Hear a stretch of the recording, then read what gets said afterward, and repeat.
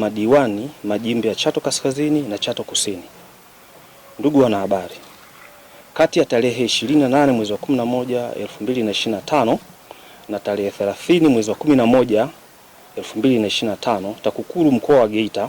ilipokea taarifa za uwepo wa vitendo vya rushwa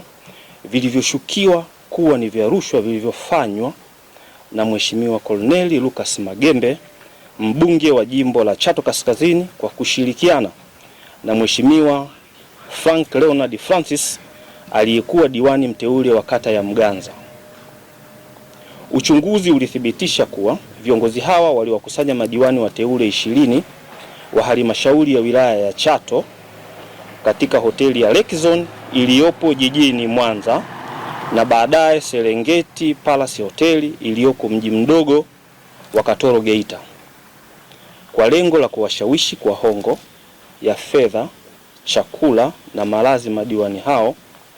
ili kupiga kura za upendeleo kwa mgombea waliyemtaka katika nafasi ya mwenyekiti wa halmashauri ya wilaya ya Chato. Ndugu wanahabari, katika taarifa nyingine ilidaiwa kwamba Mheshimiwa Pasco Lucas Rutandula,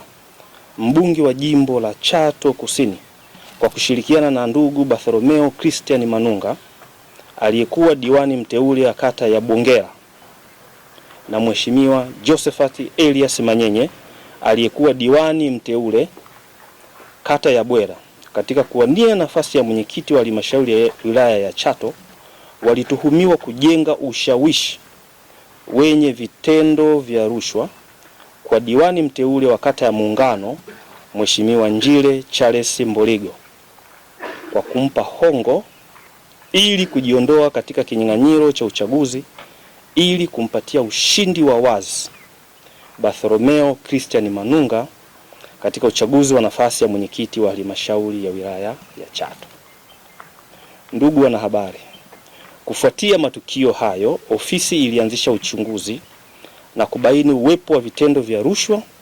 katika mchakato wa uchaguzi huo wa mwenyekiti wa halmashauri ya wilaya ya Chato ndani ya Chama cha Mapinduzi, na kulazimika kuchukua hatua za kisheria dhidi ya wote waliobainika kwa mujibu wa sheria ya kuzuia na kupambana na rushwa